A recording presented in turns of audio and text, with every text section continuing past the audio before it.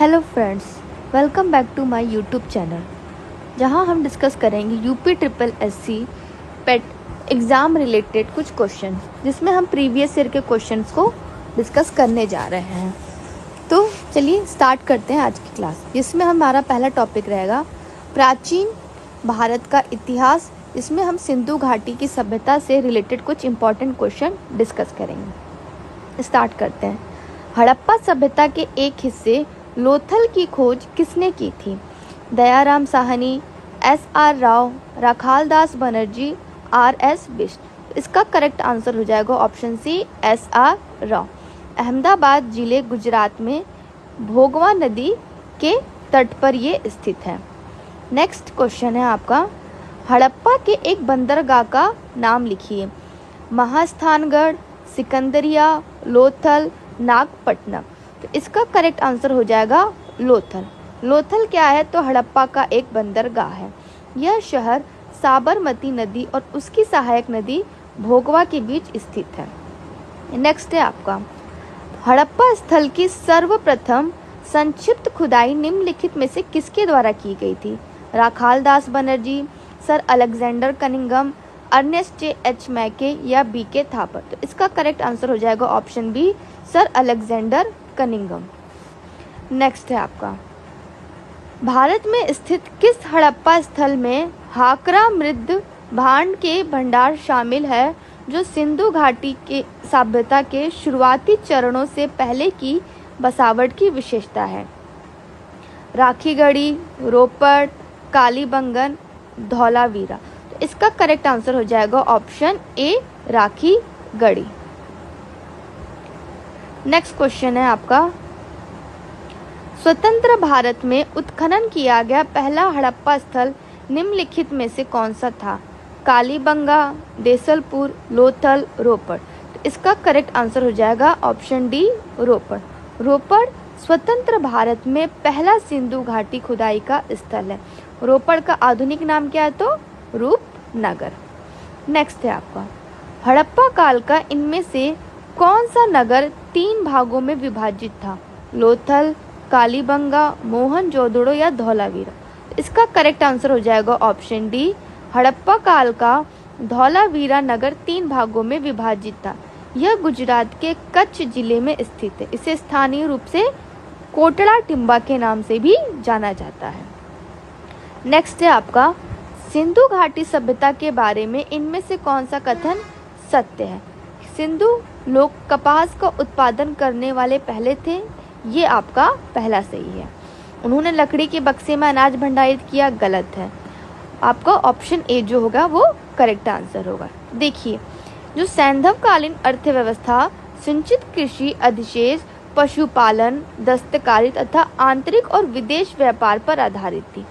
यहाँ से प्राप्त वनस्पति अवशेष के आधार पर कहा जा सकता है कि यहाँ के लोग गेहूं, जौ, ज्वार, बाजरा, चावल की खेती करते थे। सर्वप्रथम कपास का उत्पादन भी सिंधु सभ्यता के लोगों ने ही किया था। यूनानी इसे क्या कहते थे? तो सिंडन कहते थे, क्योंकि इसकी उत्पत्ति सिंधु से हुई थी। नेक्स्ट है आपका,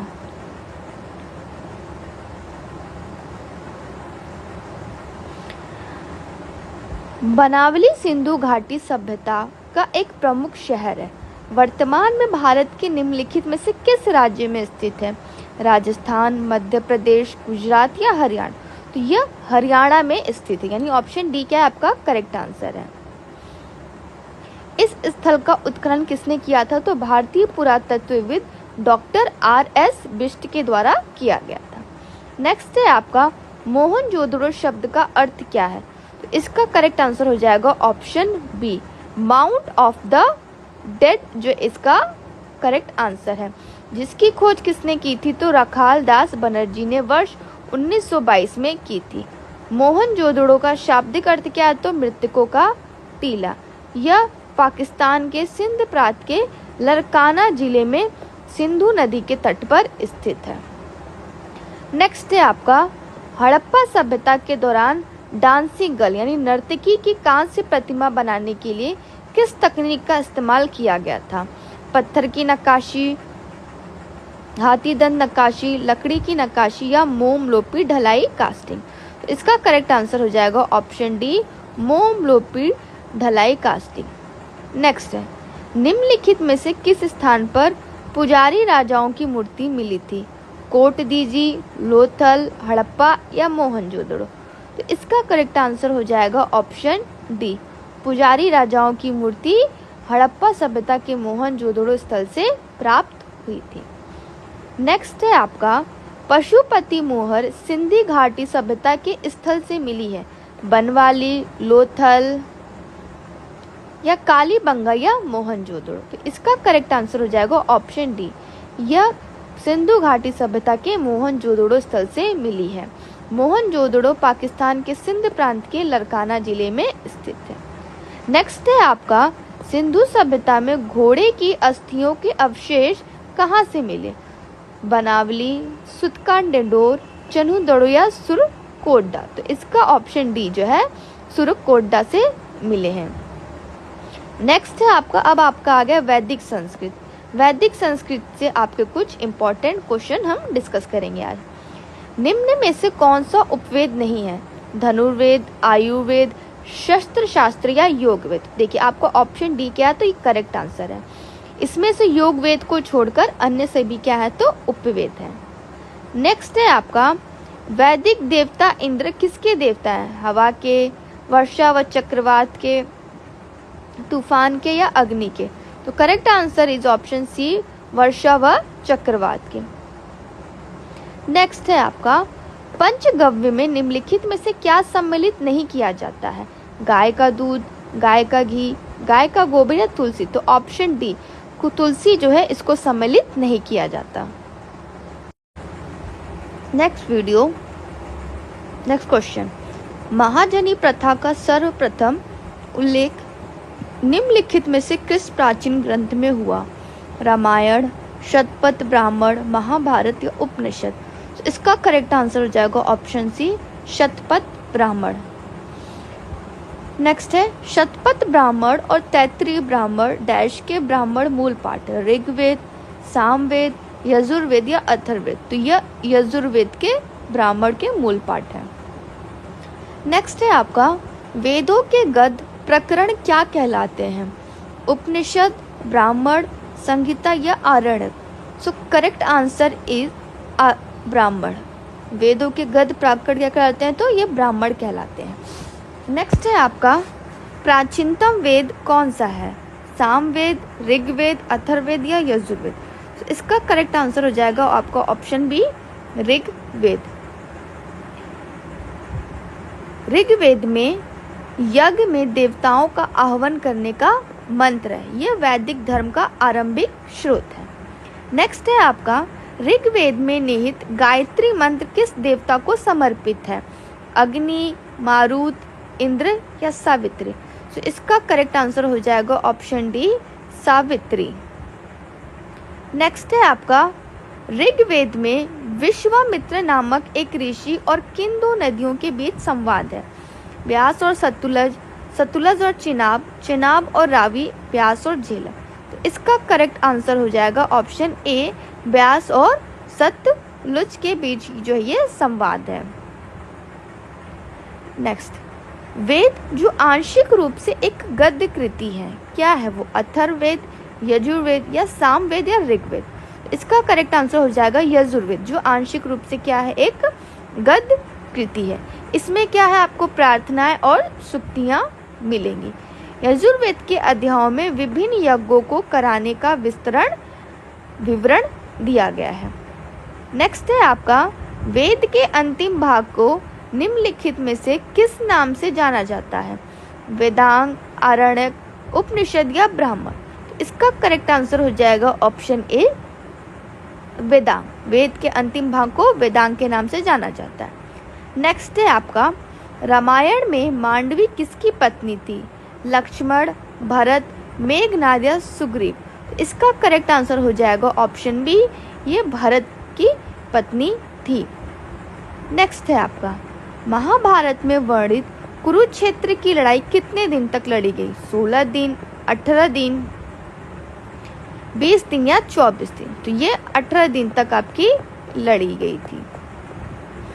इसमें क्या था, तो कौरवों और पांडवों के मध्य हस्तिनापुर साम्राज्य के सिंहासन की प्राप्ति के लिए लड़ा गया था। यह युद्ध 18 दिन तक लड़ा गया था। नेक्स्ट, ऋषि मनु के अनुसार पुरानी पवित्र नदियां सरस्वती और दृष्टिवती के बीच का भूभाग के नाम से जाना जाता है। ब्रह्मवत, वर्णावत, इंद्रप्रस्थ या तक्षशिला।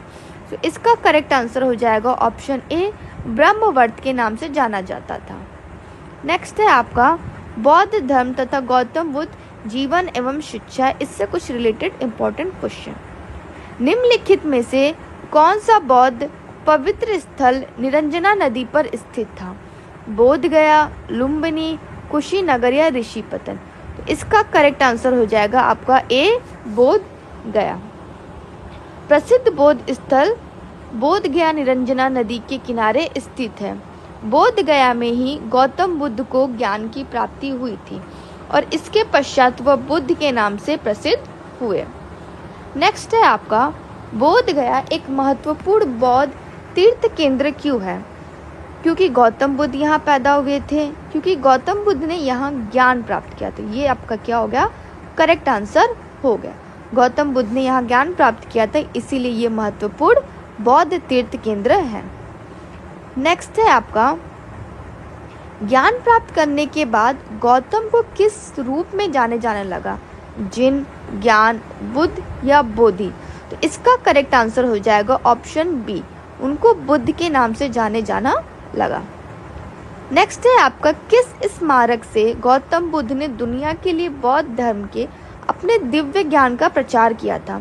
हुमायूं का मकबरा, कुतुब मीनार, महाबोधि मंदिर समूह या लाल किला परिसर। तो देखिए गौतम बुद्ध को बोध गया में ज्ञान प्राप्त हुआ था, लेकिन इस ज्ञान का प्रवर्तन जो प्रचार था उन्होंने ऋषिपत्तनम सारनाथ से यानी वाराणसी से किया था, इसीलिए इसका कोई भी एक करेक्ट आंसर नहीं था इसमें। नेक्स्ट है आपका गौतम बुद्ध को किस नदी के किनारे ज्ञान प्राप्त हुआ था? गंगा, पुनपुन या गंडक या निरंजना। तो इसका करेक्ट आंसर हो जाएगा आपका निरंजना नदी के तट पर पीपल वृक्ष के नीचे ज्ञान प्राप्त हुआ था। जब उन्हें ज्ञान प्राप्त हुआ तो उसके पश्चात उन्होंने ऋषिपत्तनम में ही 5 ब्राह्मण सन्यासियों को क्या दिया, तो ज्ञान प्रदान किया था। इसे क्या कहा गया था? धर्म चक्र परिवर्तन का। ये इंपॉर्टेंट क्वेश्चन है, आपसे एग्जाम में पूछे कि धर्म चक्र परिवर्तन का मतलब क्या था। तो जब उन्होंने ज्ञान प्राप्ति की थी तो उसके बाद जिन लोगों को उन्होंने सर्वप्रथम ज्ञान दिया था वही उसका क्या कहलाया था? धर्म चक्र परिवर्तन। नेक्स्ट है माना जाता है कि गौतम सिद्धार्थ ने अंतिम अनुभूति के लिए बोध गया जाने से पहले 6 साल तक निम्नलिखित में से किस स्थान पर पवित्रता पूर्वक ध्यान किया था? लुम्बिनी, डुंगेश्वरी गुफा, सारनाथ या कुशीनगर। इसका करेक्ट आंसर हो जाएगा ऑप्शन सी, डुंगेश्वरी।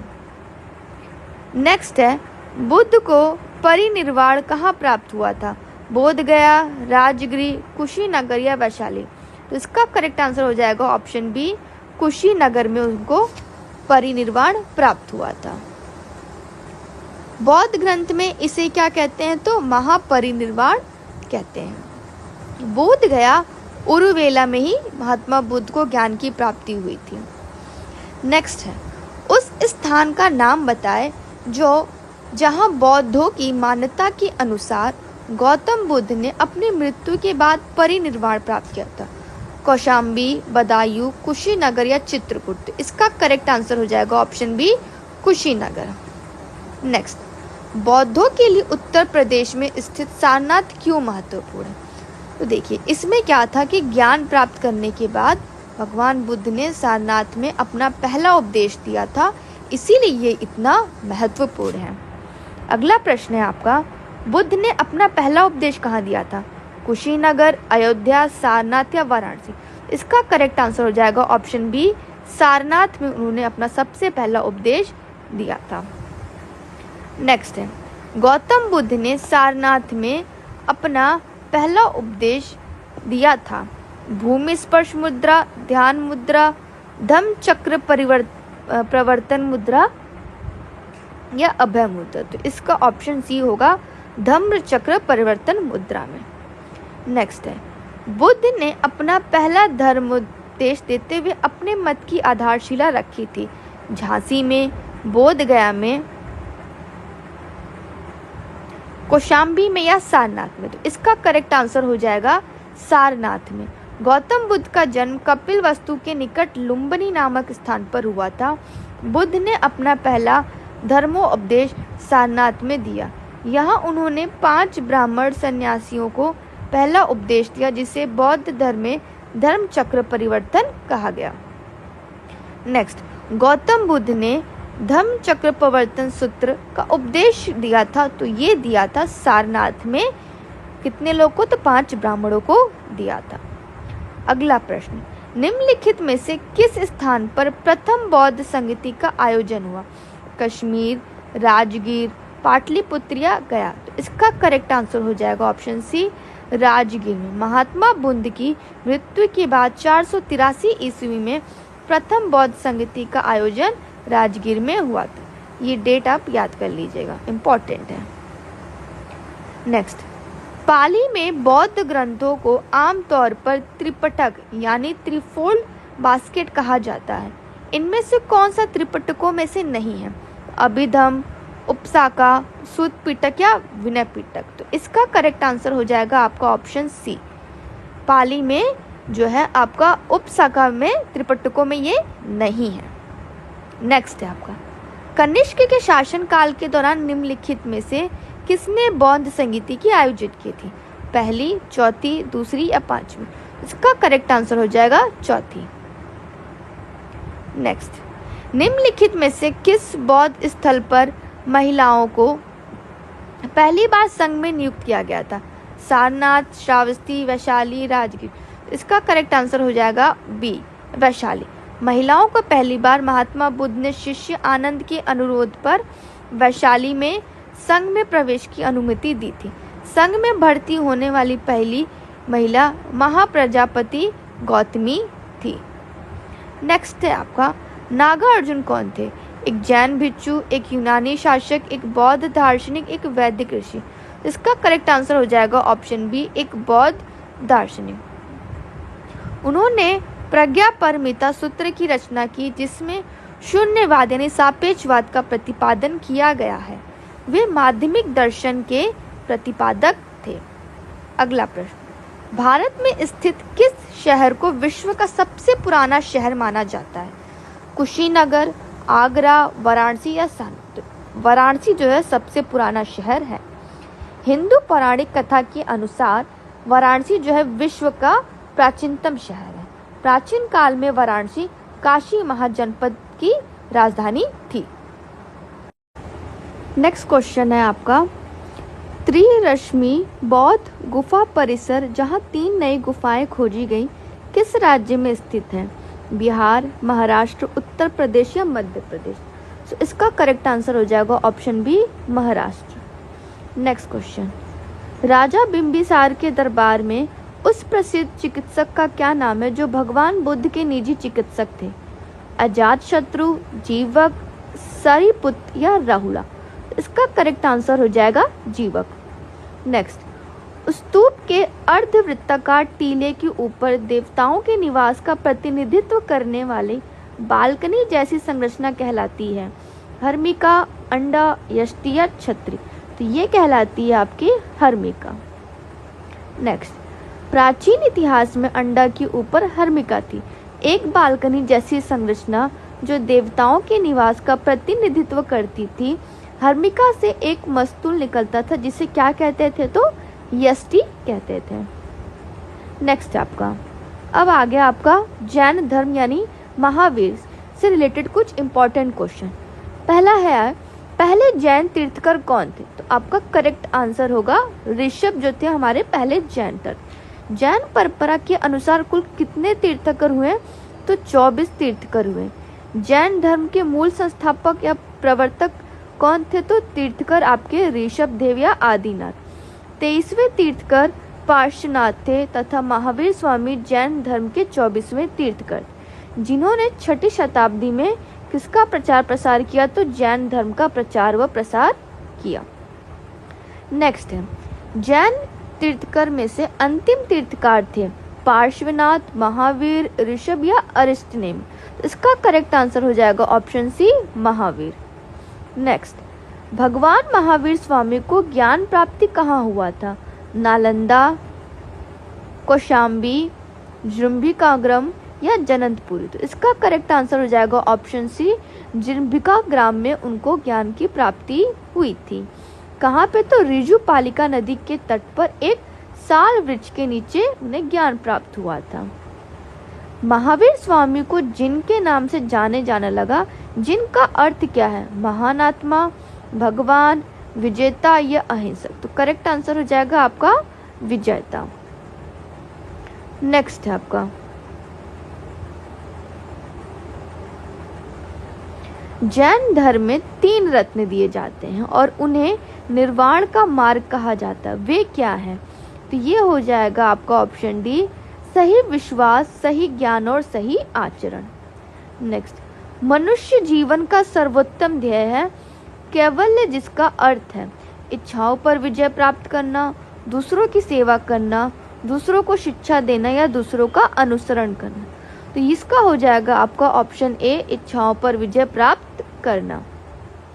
नेक्स्ट है आपका, जैन धर्म का सबसे महत्वपूर्ण मौलिक सिद्धांत है वैराग्य, निष्ठा, कर्म या अहिंसा।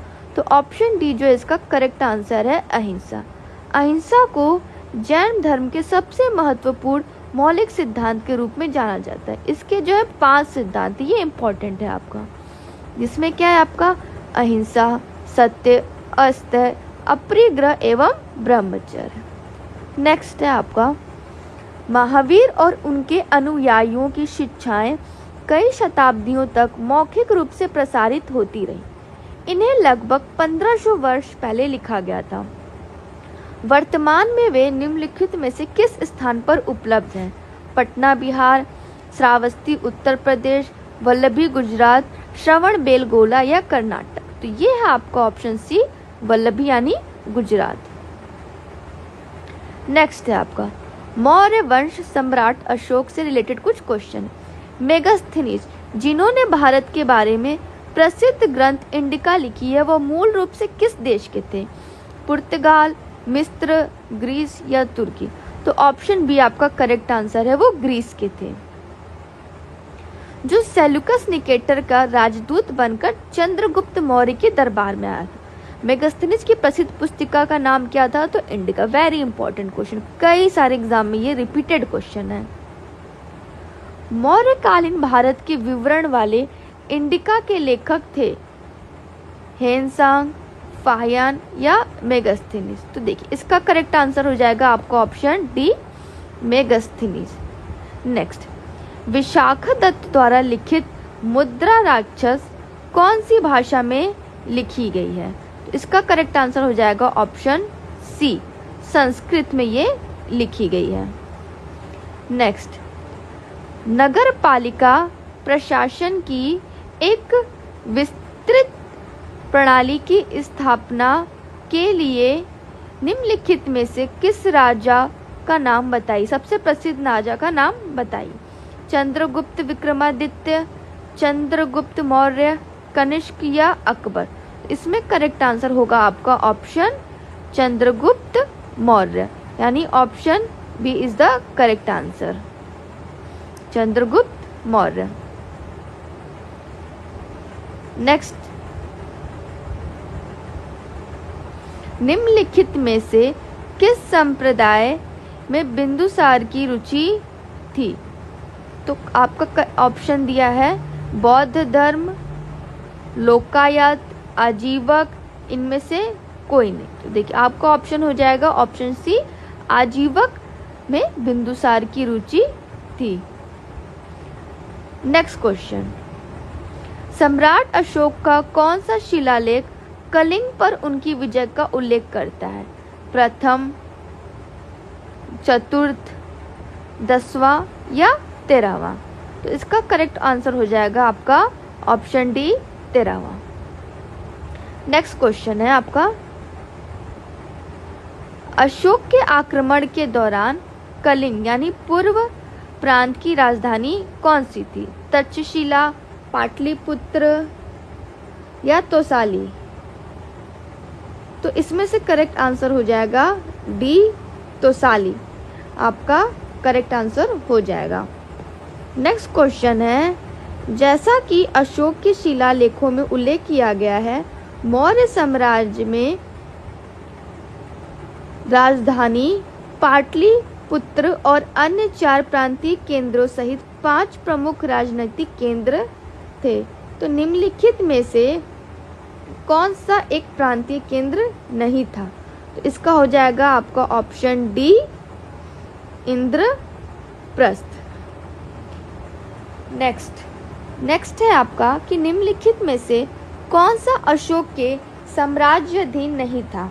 कश्मीर, गुर्जर, कर्नाटक, कामरूप। तो इसका करेक्ट आंसर हो जाएगा कामरूप, यानी ऑप्शन डी क्या है आपका करेक्ट आंसर, कामरूप।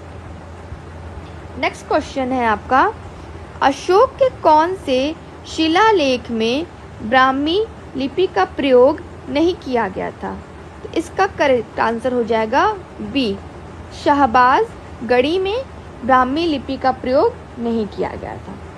नेक्स्ट है आपका, अशोक के प्रधान शिलालेखों में सबसे बड़ा शिलालेख है 11वां, 12वां, 13वां या 14वां? So correct answer is option C, 13वां। ये सबसे बड़ा शिलालेख, इसमें अशोक के प्रधान शिलालेखों में जो 13वां शिलालेख है, इसमें अशोक के कलिंग विजय यानी राज्याभिषेक के 8 वर्ष बाद का वर्णन है तथा इसकी तुलना में धम्म विजय को अधिक महत्वपूर्ण बताया गया है। नेक्स्ट है आपका, निम्नलिखित में से मौर्य काल का सर्वोत्तम प्रतिमान कौन सा है? स्तंभ, स्तूप, चैत्य या बारातिरी? इसमें से आपका करेक्ट आंसर हो जाएगा ऑप्शन ए, स्तंभ। मौर्य काल का सर्वोत्तम प्रतिमान स्तंभों को माना जाता है। नेक्स्ट है, अशोक का सिंह चंद्रगुप्त स्तंभ शीर्ष एक स्तंभ पर था, कन्नौज, संबल, गौतम बुद्ध नगर या सारनाथ? तो option D is the correct answer, Sarnath. Next, Maurya अर्थव्यवस्था मुख्य रूप से थी, तो क्या थी? ये तो कृषि अर्थव्यवस्था पर निर्भर थी। देव नाम प्रिय नाम किसे दिया गया था? हर्ष, अशोक, कनिष्क या चंद्रगुप्त मौर्य? तो इसका करेक्ट आंसर होगा अशोक को दिया गया था। अशोक का नाम मास्की, गुर्जरा, नेतुर, उडेगोलम के अभिलेखों से मिलता है। अशोक को धम्म नीति एवं कलिंग युद्ध के लिए विशेष तौर पर जाना जाता है। आज के लिए इतना ही रखते हैं, मिलेंगे फिर नेक्स्ट वीडियो में। और अगर आपको मेरी वीडियोस पसंद आई तो इसको लाइक करें, सब्सक्राइब करें, ज़्यादा से ज़्यादा इसको ज़्यादा शेयर करिए ताकि मेरा चैनल मोनेटाइज हो सके। तो और कमेंट बॉक्स में मुझे बताइएगा कि आपको और किस टॉपिक से और किस एग्ज़ाम से रिलेटेड वीडियो चाहिए ताकि नेक्स्ट टाइम मैं उससे रिलेटेड क्लास। निम्नलिखित में से कौन दिल्ली सल्तनत के इतिहास का लेखक नहीं था?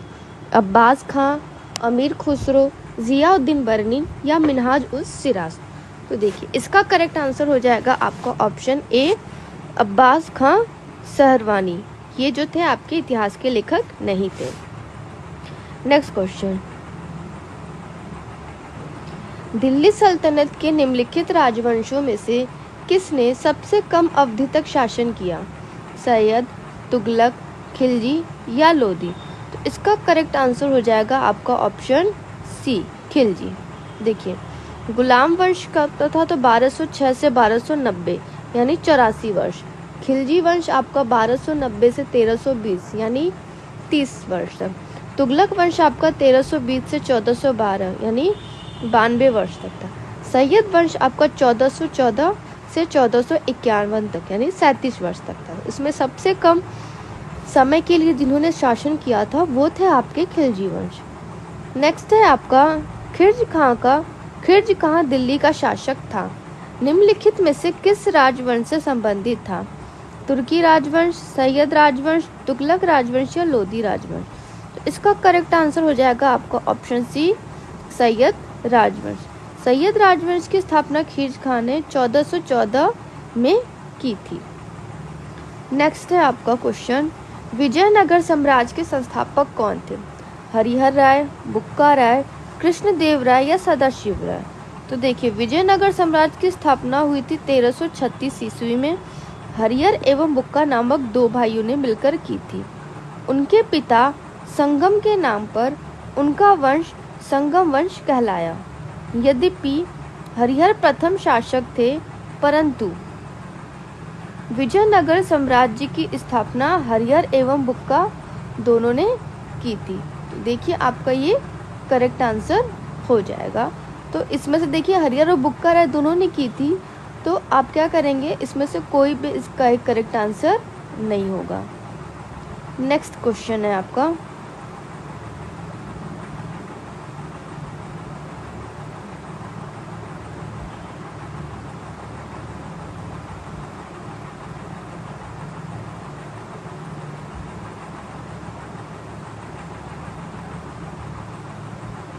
ये तुलुव राजवंश की स्थापना किसने की?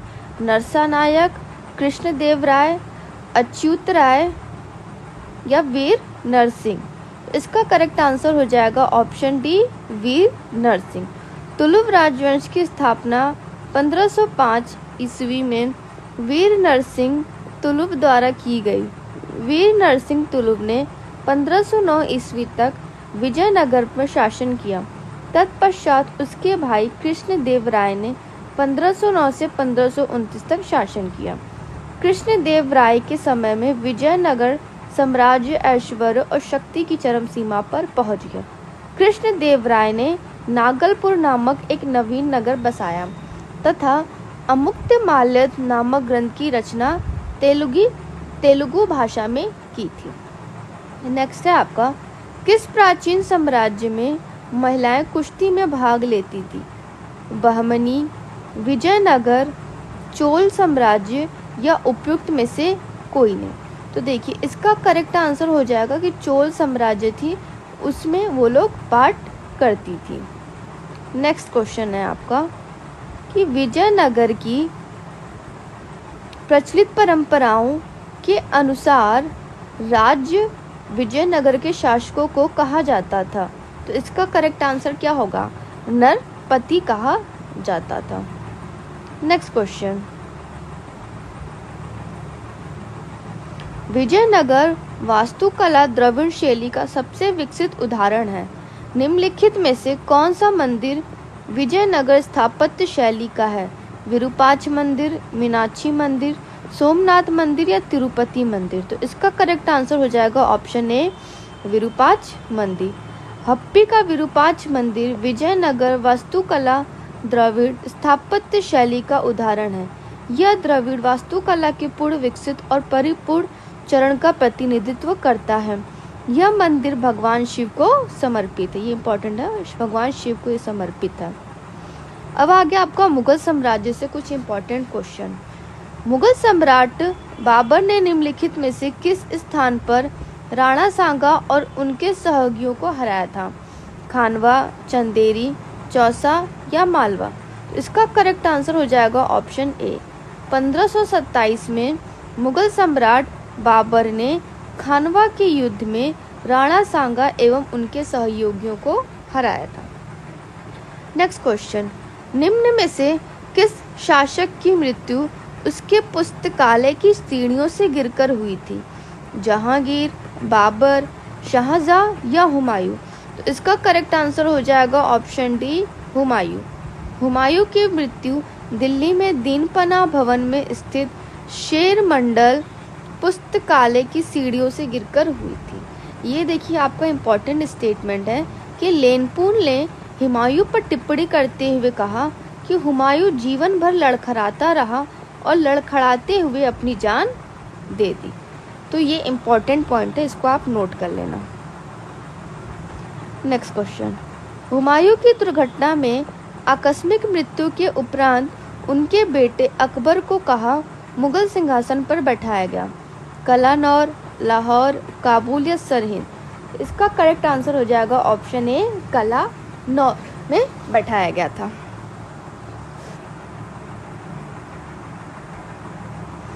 नेक्स्ट क्वेश्चन, निम्नलिखित किन सम्राटों के शासनकाल में भारत का पहला मुद्रा रुपये मुद्रित हुआ? अकबर, शेरशाह सूरी, हुमायूं या समुद्रगुप्त? इसका करेक्ट आंसर हो जाएगा शेरशाह सूरी। अफगान शासक शेरशाह सूरी 1540-1545 ईस्वी के शासनकाल में भारत का पहला मुद्रा रुपये मुद्रित किया गया। इसका वजन 178 ग्राम था। यह रुपया चांदी का था। नेक्स्ट क्वेश्चन, इनमें से किसने भूमि मापांकन की व्यवस्था प्रारंभ की? शाहजहां, अकबर, बहादुर शाह या शेरशाह? इसका करेक्ट आंसर हो जाएगा शेरशाह। उसने गज ए सिकंदरी द्वारा भूमि की पैमाइश कराई। उपज के आधार पर भूमि को उत्तम, मध्यम और निकृष्ट 3 श्रेणियों में बांटा गया। नेक्स्ट है आपका, जलालुद्दीन मोहम्मद किस नाम से प्रसिद्ध है? बाबर, अकबर, शाहजहां या औरंगजेब? इसका करेक्ट आंसर हो जाएगा आपको ऑप्शन बी, जलालुद्दीन मोहम्मद अकबर के नाम से प्रसिद्ध है। अकबर का पूरा नाम जलालुद्दीन मोहम्मद अकबर था। वह मुगल साम्राज्य का प्रसिद्ध बादशाह था। अकबर भारत में मुगल वंश का तीसरा शासक था। अकबर मुगल साम्राज्य के संस्थापक जहीरुद्दीन मोहम्मद बाबर का पौत्र और हुमायूं का पुत्र था। नेक्स्ट है आपका, प्रारंभ में अकबर का संरक्षक कौन था? तो इसका करेक्ट आंसर हो जाएगा ऑप्शन डी, बैरम का। अभी हमने डिस्कस किया था कि उनका कब राज्याभिषेक हुआ था और हुमायूं की मृत्यु के बाद कितनी कम एज में उनका हुआ था और उनको राजगद्दी पर बैठाया गया था। 14 वर्ष से कम आयु थी। नेक्स्ट है, पानीपत का द्वितीय युद्ध किनके बीच लड़ा गया था? बाबर लोदी, अली राजा चंद्रगुप्त मौर्य, अकबर हेमू, अकबर लोदी? तो देखिए इसका करेक्ट आंसर हो जाएगा ऑप्शन बी, अकबर और हेमू के बीच पानीपत का दूसरा युद्ध 5 नवंबर 1556 को लड़ा गया था, जिसमें हेमू की पराजय हुई तथा बैरम खान ने उसकी हत्या कर दी। हेमू आदिल शाह का वजीर एवं सेनापति था। आदिल शाह की तरफ से उसने 24 युद्धों में भाग लिया था, जिनमें से 22 में से उसे विजय प्राप्त हुई थी। नेक्स्ट है, निम्नलिखित में से किस लड़ाई में मुख्य विरोधियों को सही ढंग से नहीं बताया गया? देखिए, तो पानीपत की जो पहली लड़ाई थी बाबर और इब्राहिम लोदी के बीच में हुआ था, ये करेक्ट है। दूसरी लड़ाई जो है वो हेमू और अकबर के बीच में हुई थी, तो ये आपका गलत है। हल्दी घाटी का युद्ध महाराणा प्रताप और अकबर के बीच में हुआ था, ये भी सही है। तो आपको ऑप्शन बी क्या हो जाएगा, इसमें करेक्ट हो जाएगा। देखिए वर्ष क्या दिया है, 1526, 1556, 1576। इसको नोट डाउन कर लीजिएगा या फिर आप स्क्रीनशॉट ले लीजिएगा। नेक्स्ट क्वेश्चन है, 1556 में पानीपत का द्वितीय युद्ध किनके मध्य लड़ा गया था? अकबर राणा प्रताप, अकबर हेमू, अकबर भारमल या अकबर उदय सिंह? तो देखिए इसका करेक्ट आंसर हो जाएगा ऑप्शन सी, अकबर और हेमू के बीच लड़ा गया था और इस युद्ध में मुगल सेना की विजय हुई थी। नेक्स्ट क्वेश्चन है, अकबर के 9 रत्न के बारे में इनमें से कौन सा सही ढंग से मेल नहीं खाता? देखिए पहला है कि अबुल फजल, वह अकबर के वजीर थे और अकबर के शासनकाल में अकबरनामा के लेखक थे। दूसरा है राजा मान सिंह, वह अकबर के वित्त मंत्री थे। तीसरा है अब्दुल रहीम खान खाना, वह एक कवि थे और अकबर के भरोसेमंद देखभाल करने वाले बैरम खां के पुत्र थे। चौथा है आपका मुल्ला दो प्याजा, वह मुगल सम्राट अकबर के मुख्य सलाहकारों में से एक थे। तो देखिए इसमें जो आपका ऑप्शन बी होगा वह मेल नहीं खाता, वह उनके वित्त मंत्री नहीं थे, वो उनके क्या थे, तो सेनापति थे। नेक्स्ट है आपका, अकबर ने अपने दरबारी संगीतक के रूप में किसे नियुक्त किया था? अबुल फजल, राजा बीरबल, मियाँ तानसेन या राजा टोडरमल? तो इसका करेक्ट आंसर हो जाएगा ऑप्शन बी, मियाँ तानसेन को। देखिए मियाँ जो तानसेन थे उनको दरबारी संगीतक के रूप में नियुक्त किया गया था। वह अकबर के 9 रत्नों में से एक थे। अकबर के दरबार में आने से पहले तानसेन जो थे वो रीवा के राजा रामचंद्र के दरबार में रहते थे, जहां से अकबर ने उन्हें अपने दरबार में बुलाया और उच्च स्थान प्रदान किया। अकबर ने तानसेन को कंठाभरण वाड़ी विलास की उपाधि प्रदान की थी। तानसेन का मूल नाम था रामतनु पांडे। उनका मकबरा ग्वालियर में स्थित था। नेक्स्ट है, अकबर के दरबार में प्रसिद्ध कवि थे बीरबल, रहीम खाना, तुलसीदास या बैरम खां। तो इसका करेक्ट आंसर हो जाएगा ऑप्शन सी, रहीम खां। रहीम के उपनाम से लिखे गए दोहे आज भी प्रसिद्ध हैं। अकबर के 9 रत्नों में से एक अब्दुल रहीम खान खाना बाबर की आत्मकथा तुजुक ए बाबरी को उसके मूल तुर्की रूप से फारसी में अनुवादित किया था। अकबर का राज कवि क्या था? तो फैजी। वो अपने समय के श्रेष्ठ कवि थे। नेक्स्ट है, टोडरमल को निम्नलिखित में से किस नाम से जाना जाता था? खान आजम, अजियाउद्दीन, खान खां, मुशर्रफ दीवान। तो इसका करेक्ट आंसर हो जाएगा ऑप्शन डी, मुशर्रफ दीवान। इन्होंने अकबर के शासनकाल में भू राजस्व के निर्धारण के लिए एक नई व्यवस्था का प्रारंभ किया, जो जब्ती ए आईने ए दहशाला व्यवस्था के नाम से जानी जाती थी। नेक्स्ट क्वेश्चन, बुलंद दरवाजा बनवाया गया था किसके द्वारा? हुमायूं, बाबर, अकबर या औरंगजेब? देखिए, ये बनवाया गया था अकबर के द्वारा। अकबर ने गुजरात विजय 1572-73 में की थी और फतेहपुर सीकरी नामक नगर की स्थापना कराई थी। एक वर्ग के इतिहासकारों का मत है कि गुजरात विजय के उपलक्ष्य में सम्राट अकबर ने बुलंद दरवाजा का निर्माण करवाया विजय स्तंभ के रूप में कराया था, जबकि जो पर्सी ब्राउन थे इसका निर्माण दक्षिण विजय 1601 के उपलक्ष्य में बताया गया। तो मतलब 2 है, अलग अलग मत है इसके। अकबर द्वारा बनाया गया प्रसिद्ध ऐतिहासिक स्मारक बुलंद दरवाजा उत्तर प्रदेश के जिले में स्थित है। मेरठ, आगरा, कानपुर या इलाहाबाद? तो इसका करेक्ट आंसर हो जाएगा ऑप्शन सी, आगरा। बुलंद दरवाजा उत्तर प्रदेश के आगरा जिले के फतेहपुर सीकरी में स्थित है और इसका निर्माण मुगल सम्राट अकबर द्वारा करवाया गया था। देखिए, अगर आप बिहार टीचिंग एग्ज़ाम की प्रिपरेशन कर रहे हैं जनरल स्टडीज़ की, तो उसके ऑलरेडी बहुत सारे वीडियोस मैंने अपलोड कर रखे हैं। बट अगर आपको 6 to 8 में साइंस से रिलेटेड वीडियो चाहिए तो आप मुझे कमेंट बॉक्स में कमेंट करके बताइएगा, तो नेक्स्ट वीडियो में आपको उससे रिलेटेड प्रोवाइड करवाऊंगी। नेक्स्ट, इनमें से कौन सा मुगल सम्राट अनपढ़ था? औरंगजेब, अकबर, बहादुर शाह जफर या शाहजहां? तो देखिए, अकबर जो थे वो अनपढ़ था।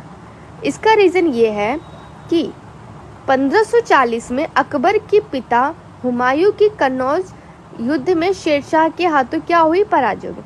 उसके बाद 1555 ईस्वी तक शरणार्थी के रूप में रहना पड़ा, जिससे अकबर की शिक्षा का उचित प्रबंध नहीं किया जा सका। नेक्स्ट है आपका, इनमें से किसने अकबर की धार्मिक नीति की आलोचना की? अबुल फजल, फैजी, बदायूं या इनमें से कोई नहीं? तो करेक्ट आंसर है आपका बदायूं ने इसकी आलोचना की थी। नेक्स्ट है, हल्दी घाटी का युद्ध सन 1576 में किन के बीच लड़ा गया था? शेरशाह हुमायूं, महाराणा प्रताप अकबर, मोहम्मद गौरी पृथ्वीराज चौहान या बाबर इब्राहिम लोदी के बीच में? तो देखिए, इसका करेक्ट आंसर है ऑप्शन बी, महाराणा प्रताप और ये अकबर के बीच में लड़ा गया था। इसमें मुगल सेना का नेतृत्व किसने किया था? तो मान सिंह, जो सेनापति थे उनके, आसफ खान ने। और इस युद्ध में महाराणा प्रताप की ओर से लड़ने वाला एकमात्र मुस्लिम सरदार हकीम खां सूर था। इस युद्ध में राणा प्रताप पराजित हुए तथा उन्हें अरावली की पहाड़ियों में क्या करना पड़ा? तो शरण लेनी पड़ी। नेक्स्ट है, भारत में जहांगीर का शासनकाल क्या था? 1605 से 1627, 1658 से 1707, 1627 से 1658, 1707 से 1748। तो इसका करेक्ट आंसर हो जाएगा ऑप्शन ए, 1605 से 1627। वह अकबर के बाद दिल्ली की गद्दी पर बैठा और उसके बचपन का नाम था तो सलीम था। Next question, Thomas Roe Mughal सम्राट जहांगीर से किस किले में मिला था? झांसी, आगरा, अजमेर, इलाहाबाद? तो इसका करेक्ट आंसर हो जाएगा ऑप्शन बी, अजमेर। ब्रिटिश सम्राट जेम्स प्रथम के राजदूत के रूप में मुगल दरबार में आया था। ये इंपॉर्टेंट पॉइंट है, आप नोट कर लेना। नेक्स्ट है, इनमें से कौन सा मुगल बादशाह शराब को छूता तक नहीं था? अकबर, जहांगीर, शाहजहां या औरंगजेब? देखिए इसका करेक्ट आंसर है औरंगजेब। औरंगजेब का जो व्यक्तिगत जीवन आदर्श था, वह अपने आचार विचार पर कठोर नियंत्रण रखता था। वह सादा भोजन करता था और सादे वस्त्र पहनता था और शराब बिल्कुल नहीं पीता था। नेक्स्ट है, जजिया फिर से लगाने वाले मुगल शासक का नाम लिखिए। तो औरंगजेब, हुमायूं, जहांगीर। तो देखिए इसका करेक्ट आंसर हो जाएगा औरंगजेब। औरंगजेब ने क्या किया था? तो जजिया गैर मुसलमानों पे भी लगाने वाला एक कर था। नेक्स्ट, निम्नलिखित में से किसके शासनकाल में मुगलों और मराठों के बीच द्वंद्व प्रारंभ हुआ? अकबर, जहांगीर, शाहजहां या औरंगजेब? तो इसका करेक्ट आंसर देखिए औरंगजेब है। 1656 ईस्वी में शाहजहां के शासनकाल में सर्वप्रथम शिवाजी के नेतृत्व में मराठों ने मुगल क्षेत्र पर आक्रमण किया, लेकिन मराठों और मुगलों में प्रत्यक्ष संघर्ष औरंगजेब के शासनकाल में शुरू हुआ था। 1665 में पुरंदर के युद्ध में शिवाजी का सामना मुगल सेनापति जय सिंह से हुआ था। आगे चलकर 1680 से 1707 तक मुगलों के खिलाफ मराठों का स्वतंत्रता संघर्ष चलता रहा।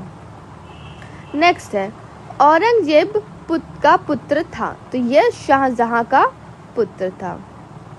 देखिए औरंगजेब मुगल बादशाह शाहजहां और मुमताज महल का पुत्र था, ठीक है, और इसका 2 बार राज्याभिषेक हुआ था और इसके शासनकाल में सर्वाधिक क्या थे? तो हिंदू सेनापति थे। नेक्स्ट है, ताजमहल के सुलेखक कैलीग्राफी ने 1668 ईस्वी में इसकी रचना की और पूरा किया। गयासुद्दीन, अमानत खान शिराजी, अल बुखारी या मोहम्मद अब्दू? तो इसका करेक्ट आंसर है अमानत खान शिराजी। शाहजहां ने अपनी प्रिय पत्नी अर्जुमंद बानो बेगम यानी मुमताज महल की याद में ताजमहल का निर्माण करवाया। अमानत खान शिराजी ताजमहल का क्या था? तो कैलीग्राफर था और ताजमहल के डिजाइनर का नाम उस्ताद अहमद लाहौरी था। नेक्स्ट है, संगमरमर पर पीएनए ड्योरा यानी पित्रा डूरा या रंगीन पत्थर की जड़ाई का काम के समय में बहुत लोकप्रिय हुआ। अकबर, इनमें से कोई नहीं, औरंगजेब या शाहजहां? तो इसका करेक्ट आंसर है शाहजहां। संगमरमर पत्थर में पियतना ड्योरा का काम मुगल शासक शाहजहां के समय सबसे अधिक लोकप्रिय रहा।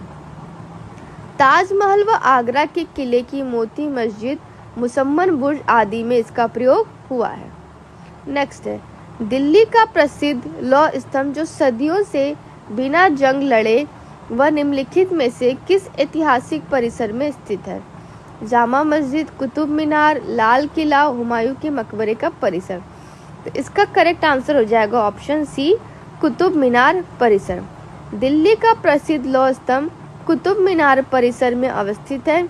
यह लौह स्तंभ भारतीय विज्ञान और वास्तुकला का उत्कृष्ट नमूना है, क्योंकि इसमें जंग नहीं लगी है और इसका निर्माण गुप्त काल में किया गया था। नेक्स्ट है, बिहार राज्य के सासाराम शहर में निम्नलिखित किस प्राचीन सम्राट का मकबरा स्थित है? बहादुर शाह जफर, शेरशाह सूरी, अलाउद्दीन खिलजी, कुतुबुद्दीन ऐबक? तो इसका करेक्ट आंसर हो जाएगा ऑप्शन सी, शेरशाह सूरी का मकबरा बिहार के सासाराम नामक स्थान पर एक तालाब के बीच ऊंचे चबूतरे पर बना है। यह आकार एवं गौरव दोनों दृष्टियों से भारतीय इस्लामिक निर्माण कला का सम्मिश्रण प्रदर्शित करता है। नेक्स्ट क्वेश्चन है, शेरशाह सूरी का वास्तविक नाम क्या था? बरीद, फरीद, फैजल, फारूक? तो इसका करेक्ट आंसर हो जाएगा ऑप्शन सी, फरीद खां था। शेरशाह को शेर खान की उपाधि बहार खान लोहानी द्वारा दी गई थी। शेरशाह का मकबरा बिहार के सासाराम में स्थित है। नेक्स्ट क्वेश्चन, प्रसिद्ध चित्रकार मीर सैयद अली चित्रकारी हेतु किस मुगल शासक के सहयोगी थे? बाबर, अकबर, जहांगीर या हुमायूं? तो इसका करेक्ट आंसर हो जाएगा आपका हुमायूं। नेक्स्ट क्वेश्चन, विश्व प्रसिद्ध मोर सिंहासन का निर्माण और उसकी लाल किले में स्थापना निम्न में से किस मुगल शासक ने की थी? शाहजहां, अकबर, जहांगीर या बहादुर शाह फर्स्ट? इसका करेक्ट आंसर हो जाएगा ऑप्शन ए, शाहजहां ने। शाहजहां ने दिल्ली शाहजहानाबाद में एक किला बनवाया था जो लाल बलुआ पत्थर से निर्मित होने के कारण लाल किले के नाम से प्रसिद्ध हुआ। इस किले में प्रसिद्ध तख्ते ताउस रखा जाता था जिसे मयूर सिंहासन यानी मोर सिंहासन कहा जाता था। नेक्स्ट है, पंचमहल किसमें स्थित है? हवा महल, फतेहपुर सीकरी, ग्वालियर का किला या आगरे का किला? तो इसका करेक्ट आंसर हो जाएगा ऑप्शन सी, फतेहपुर सीकरी। पंचमहल का निर्माण मुगल बादशाह अकबर द्वारा करवाया गया था। इस इमारत का निर्माण फतेहपुर सीकरी के अंदर किया गया है। नेक्स्ट क्वेश्चन है आपका, निम्नलिखित में से किस मुगल सम्राट द्वारा आगरा का किला का निर्माण कराया गया था? तो शाहजहां, अकबर, औरंगजेब या जहांगीर? इसका करेक्ट आंसर हो जाएगा अकबर। आगरा के किले का निर्माण मुगल सम्राट अकबर के द्वारा करवाया गया। अकबर ने अपने शासनकाल में दीवान ए आम, दीवान ए खास, पंचमहल, तुर्की सुल्ताना का महल, जोधाबाई का महल आदि इमारतों का निर्माण फतेहपुर सीकरी में करवाया। नेक्स्ट है, दिल्ली की प्रसिद्ध जामा मस्जिद किसके द्वारा बनाई गई थी? शाहजहां, शेरशाह, अलाउद्दीन खिलजी या अकबर? इसका करेक्ट आंसर है ऑप्शन ए, शाहजहां द्वारा। दिल्ली की प्रसिद्ध जामा मस्जिद का निर्माण मुगल बादशाह शाहजहां ने करवाया था। यह प्रसिद्ध मस्जिद भारत की बड़ी मस्जिदों में से एक है। इसे मुगलों के शाही मस्जिद के रूप में भी जाना जाता था। तो जामा मस्जिद शाहजहां ने बनवाया था। नेक्स्ट है, दिल्ली का लाल किला निम्नलिखित में से किस मुगल शासक ने बनवाया था? औरंगजेब, अकबर, जहांगीर या शाहजहां? तो इसका करेक्ट आंसर है ऑप्शन डी, शाहजहां ने। लाल किला परिसर का निर्माण भारत के 5वें मुगल बादशाह शाहजहां की नई राजधानी शाहजहानाबाद के किले के रूप में की गई थी। लाल बलुआ पत्थर की इसकी विशाल घेराबंदी दीवार के कारण इसका नामकरण लाल किला के रूप में किया गया था। नेक्स्ट क्वेश्चन, दिल्ली स्थित प्रसिद्ध हुमायूं के मकबरे का वास्तुकार कौन था? मिराक मिर्जा घियास, अब्दुल लतीफ, मीर कासिम, शेख आलम शाह? इसका करेक्ट आंसर है ऑप्शन ए, मिराक मिर्जा घियास। दिल्ली स्थित प्रसिद्ध हुमायूं के मकबरे का वास्तुकार मिराक मिर्जा घियास था, जिन्हें अफगानिस्तान के हेरात शहर से बुलाया गया। यह मकबरा हुमायूं की विधवा बेगम हमीदा बानो ने बनवाया। यह चारबाग शैली में बना है। 1993 में इसे यूनेस्को द्वारा विश्व धरोहर स्थल घोषित किया गया।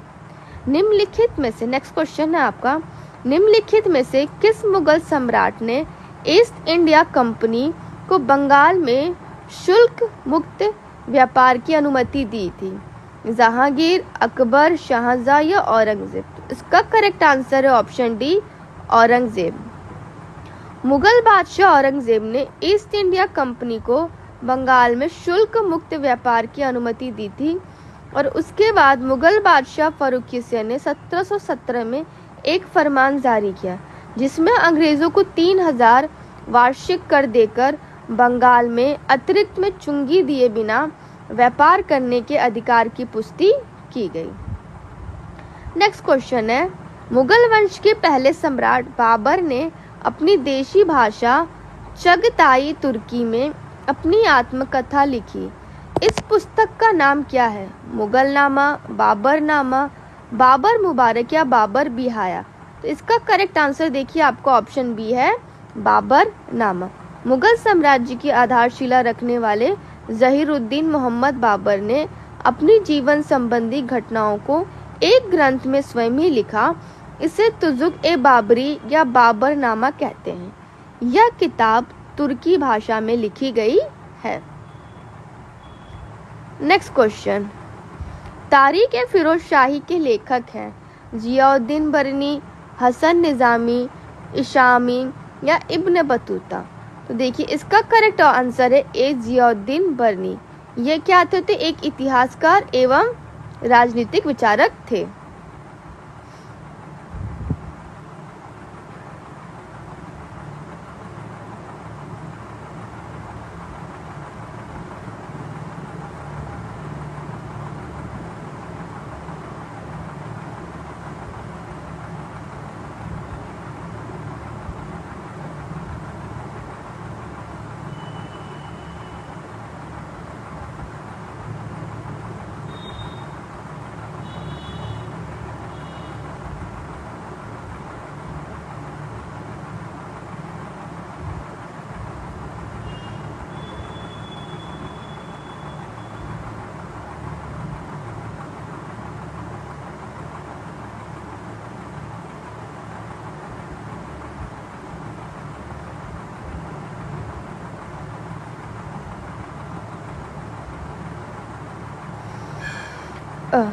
सॉरी कुछ थोड़ा सा प्रॉब्लम हो गई थी। नेक्स्ट क्वेश्चन, अकबरनामा के प्रसिद्ध लेखक कौन थे? बदायूं, अबुल फजल, अब्बास खान शरवानी या कैफी खां। तो देखिए इसका करेक्ट आंसर है आपका अबुल फजल। अकबरनामा अकबर के 9 रत्नों में से एक अबुल फजल द्वारा अकबर के शासनकाल के आधिकारिक वृत्तांत के रूप में लिखा गया। यह 3 भागों में, इसका तीसरा भाग क्या है? तो आईने अकबरी है। नेक्स्ट, आईने अकबरी किसने लिखा? फैजी, बिरबल, अबुल फजल या मुल्ला दो प्याजन। तो देखिए ये लिखा था आपके अबुल फजल ने। नेक्स्ट क्वेश्चन, अकबरनामा का खंड अकबर के प्रशासन, घर, सेना, राजस्व, आय और उसके साम्राज्य के भूगोल से संबंधित है, जिसे आईने अकबरी के नाम से जाना जाता है। पहला, चौथा, दूसरा या तीसरा? इसका करेक्ट आंसर हो जाएगा तीसरा। अकबरनामा नामक ग्रंथ के लेखक अबुल फजल है। यह ग्रंथ 3 खंडों में लिखा गया। इसके तीसरे खंड में अकबर के प्रशासन, घर, सेना, राजस्व और उसके साम्राज्य के भूगोल के बारे में जानकारी प्राप्त होती है। इसके तीसरे भाग को क्या कहते हैं? तो आईने अकबरी के नाम से जाना जाता है। नेक्स्ट क्वेश्चन, निम्न में से कौन सा सुमेलित नहीं है? बाबरनामा बाबर, शाहजहांनामा मोहम्मद ताहिर, हुमायूंनामा हुमायूं, तुजुक ए जहांगीरी जहांगीरी। तो देखिए इसका आपका ऑप्शन सी करेक्ट नहीं है, हुमायूंनामा हुआ, क्योंकि ये लिखा था उनकी बहन गुलबदन बेगम द्वारा। देखिए यहाँ पे कुछ इंपॉर्टेंट पॉइंट, तुजुक ए जहांगीरी जहांगीर द्वारा रचित है। ठीक है, ये आपका जहांगीर द्वारा रचित है। बाबरनामा या तुजुक ए बाबरी की रचना बाबर ने तुर्की भाषा में की थी। शाहजहांनामा के लेखक कौन है? तो ये आपके मोहम्मद ताहिर यानी इनायत खान। नेक्स्ट क्वेश्चन, हुमायूंनामा के लेखक कौन थे? हुमायूं, इनायत खान, गुलबदन बेगम या अहमद यादगार। इसका करेक्ट आंसर है बी, गुलबदन बेगम। नेक्स्ट क्वेश्चन, वह कौन सा स्थान है जहां अंतिम मुगल सम्राट बहादुर शाह जफर की मृत्यु हुई थी? तो इसका करेक्ट आंसर देखिए, आगरा, रंगून, दिल्ली या ग्वालियर। तो इसका करेक्ट आंसर है ऑप्शन सी, रंगून में हुई थी। कब? तो 1862 ईस्वी में। नेक्स्ट, निम्नलिखित में से कौन सा अवध का प्रथम नवाब था? आसफउद्दौला, शुजाउद्दौला, सादत खां या सफदर जंग। इसका करेक्ट आंसर है आपका सादत खां। अवध में स्वतंत्र राज्य की स्थापना ईरानी दल के नेता सादत खां बुरहान उल मुल्क ने की थी। 1722 ईस्वी में सादत खां को अवध का सूबेदार नियुक्त किया गया। उसी समय से उसने अपने आप को स्वतंत्र घोषित कर लिया एवं नाम मात्र के लिए ही मुगल बादशाह के स्वामित्व को स्वीकार करता हुआ वह अवध का पहला नवाब था। 1739 में सादत खां की मृत्यु के पश्चात मुगल सम्राट मोहम्मद शाह ने सआदत खां के भतीजे एवं दामाद सफदरजंग को अवध का नवाब नियुक्त किया। नेक्स्ट, पहला कठपुतली मुगल सम्राट कौन था? जहांगीर शाह, फर्रुखसियर, बहादुर शाह या मोहम्मद शाह? तो इसका करेक्ट आंसर है ऑप्शन ए, जहांगीर शाह। बहादुर शाह प्रथम के पश्चात ईरानी दल के नेता जुल्फिकार खां की सहायता से जहांगीर शाह 1712-13 शासक बना। उसके शासनकाल में प्रशासन वास्तव में जुल्फिकार खां के हाथों में ही था, जो कि वजीर बन गया था। नेक्स्ट क्वेश्चन, गुप्त काल में पुलिस बल के मुखिया को क्या कहा जाता था? कोतवाल, फौजदार, दरोगा या सूबेदार? तो देखिए, मुगल काल में पुलिस बल के मुखिया को कोतवाल कहा जाता था। तो आपका करेक्ट आंसर क्या हो जाएगा? ऑप्शन ए, कोतवाल। ठीक है, तो ये आपका करेक्ट आंसर है। देखिए, इसकी नियुक्ति कौन करता था? देखिए, इसकी नियुक्ति नगरीय क्षेत्रों में की जाती थी। सूबेदार सूबे या प्रांत के प्रशासन का सर्वोच्च अधिकारी होता था। सरकार प्रशासनिक का प्रमुख अधिकारी फौजदार होता था। नेक्स्ट है आपका, मुगल शासन के दौरान एक कोतवाल की सही भूमिका क्या थी? युद्ध के लिए सेना का नेतृत्व करना, राजकोष को बनाए रखना, राजस्व एकत्रित करना या कानून और व्यवस्था बनाए रखना? तो देखिए, आपको ऑप्शन डी क्या करेक्ट आंसर है।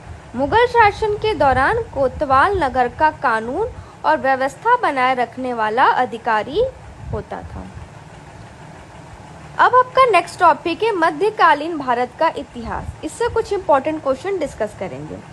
निम्न में से कौन से संत शिवाजी के समकालीन थे? शंकराचार्य, चैतन्य, नामदेव या तुकाराम? इसका करेक्ट ऑप्शन है ऑप्शन डी, संत तुकाराम शिवाजी के समकालीन थे। संत तुकाराम 17वीं शताब्दी के एक महान संत, कवि और महाराष्ट्र में भक्ति आंदोलन के प्रमुख स्तंभ थे। नेक्स्ट है आपका, किस राजा के प्रशासन में अष्टप्रधान मंत्री परिषद पाई गई थी? कृष्णदेव राय, शिवाजी, चंद्रगुप्त मौर्य या अशोक? तो इसका करेक्ट आंसर है ऑप्शन सी, अशोक। अष्टप्रधान मंत्री परिषद का गठन छत्रपति शिवाजी के द्वारा किया गया था, जिसके अंतर्गत 8 मंत्रियों को नियुक्त किया गया था। इसमें पेशवा, अमात्य, वाकिया, नवीस या मंत्र, सुमंत या दबीर, शूर नवीस या सचिव, सर ए नौबत या सेनापति, पंडित राव या न्यायाधीश शामिल थे।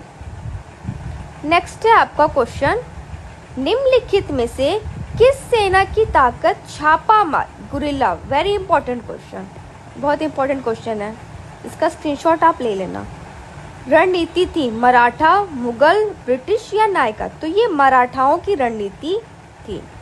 और इसमें माहिर कौन थे? तो आपके शिवाजी इसमें बहुत कुशल थे। नेक्स्ट है, शिवाजी की मृत्यु के बाद मराठा राज्य में प्रभावी शक्ति के एक परिवार द्वारा संभाली गई थी, जिसने पेशवा के रूप में शिवाजी के उत्तराधिकारियों की सेवा की थी। देशमुख, चित्पावन ब्राह्मण, कुंभी या पाटिल? तो इसका करेक्ट आंसर है ऑप्शन बी, चित्पावन ब्राह्मण।